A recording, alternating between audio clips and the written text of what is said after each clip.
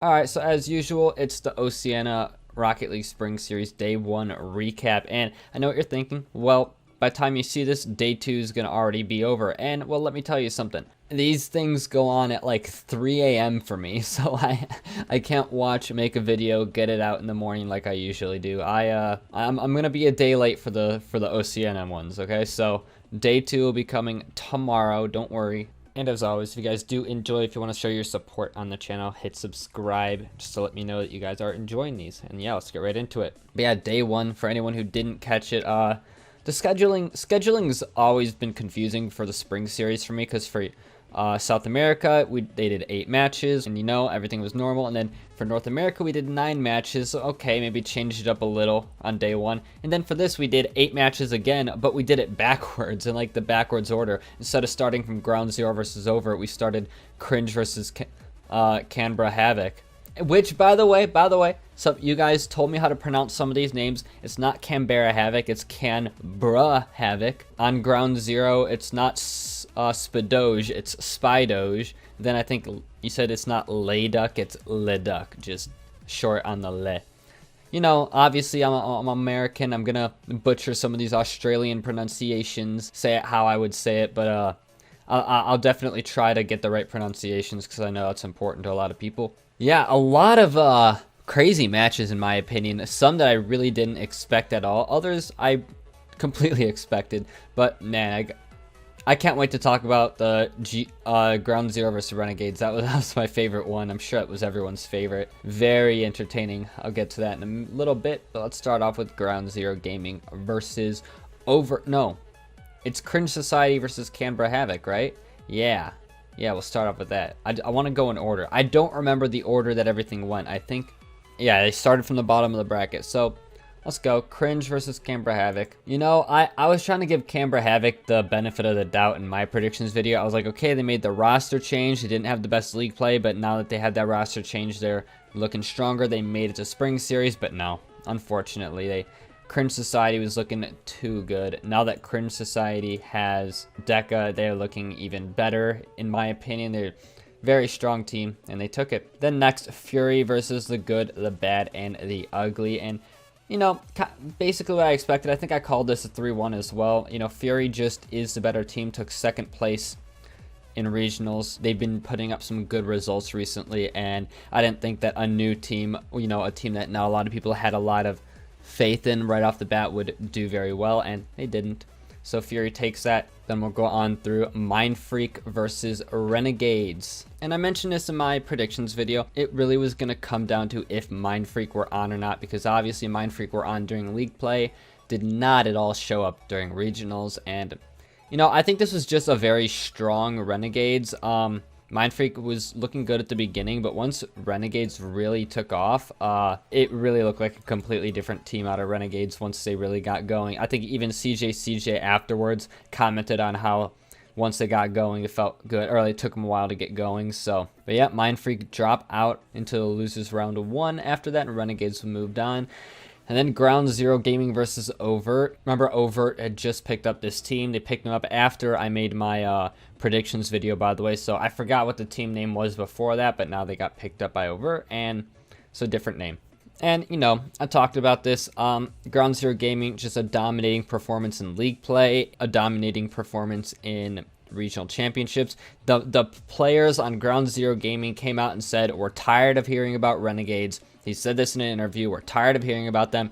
It's our show. It's our time to shine, and they proved it. They come out swinging real hard. These quarterfinals, what kind of like South America did, just a lot of one-sided games. And again, that's because in OCE and SAM, they like to a lot of roster changes. So there's a lot of times things are so unpredictable with just these teams. And this new Overt team that was created, they didn't show up. They obviously weren't able to perform against Ground Zero. We move on to the semifinals, and I think we did semifinals next. It was Fury versus Cringe Society, and then it was Ground Zero versus Renegades. So let's get on to Fury versus Cringe Society. Cringe Society really showing why they belong in a top position in OCE. They really brought it to Fury. Again, another 3-1. I really expected this game to be close. I thought it would go the distance. I I don't think we had one single game today go the distance. It was a lot of one-sided games. You know, Fury won that first game. You know, Amphis was playing, I think Amphis was playing very well. I think Scarth and Kenny, they really needed to step up. They did not look great. It was just as simple as that. Not the team that placed second in all of OCE, just not that same team. And we look at Cringe Society, you know, players like Deca, Torsos, Drippe was on fire. They were all stepped up. They all had an amazing game. Every single one of them on Cringe Society deserved that win, 100%. Then we move on to Ground Zero Gaming versus Renegades. Oh, no. I can't wait to talk about this. All right, instead of going over this game, I'm gonna show you some clips from the game. How about that? We're gonna watch some clips and we'll leave it at that. So the first clip comes from Game 1, Ground Zero versus Renegades, and you know, as you can see, they're just playing express clear assist all the way down the field. You know, they got the defenders back, and oh, CJ own goals. And well, okay, you know, you can make the case. It happens, right? We've seen Turbo Pulsa do it, right? It's not uncommon to see an own goal every now and then. It was obviously definitely shouldn't have happened. It was a crazy kind of own goal, but you know, we'll let it slide. You know, still gonna be some good games, right? Okay, so at about this point, we're about 2 minutes in, and the game 2. And, you know, at this point, Johnny Boy and Shogun are talking about how if you're fans of this team, you're probably shaking your head because the gameplay hasn't been up to par. And then this! Why? Why did someone call it? Please, just call the ball. Just call it. Oh, I gotta watch that again. Just why? Why do you guys have to do that? Just one person go. It doesn't matter who. Just don't bump your teammate out of the way of the open net. Oh, God. I kid you not. I took my laptop I was watching on and I threw it across the room. Oh my gosh, just pissed me off so much. But of course, I mean, it happens, right, guys? But let's move on to game 3. I'm sure it gets better, game 3, right? Okay, so about 2.5 minutes into game number 3. All right, we see. Okay, CJ has an open net. There's no defender for Miles. CJ just has to put this one. Guys, please stop missing open nets. Man, it's like watching 6 wonders on the field. This summed up the entire series. And game 4 was, spoiler alert, it went to game 4. It was just as bad, just open net misses. And every goal was basically a counterattack. It was an open net miss and then a counterattack for the other team because of a triple commit on an open net miss. That was just a whole game, and it was like mistake after mistake, but it was fun to watch. This is definitely my favorite match to watch because I love matches where everything goes wrong and it really keeps you on your toes. So definitely not the performance we expected out of the 2 best teams in OCE, but it was the match that we didn't know we wanted. That's a good way to put it. It was a good match, to say the least. And yeah, Renegades take it 3-1. Definitely the kind of match where if you run it back, it would probably go the other way because it was just so random at what was going on. Like, yeah, it was that kind of game.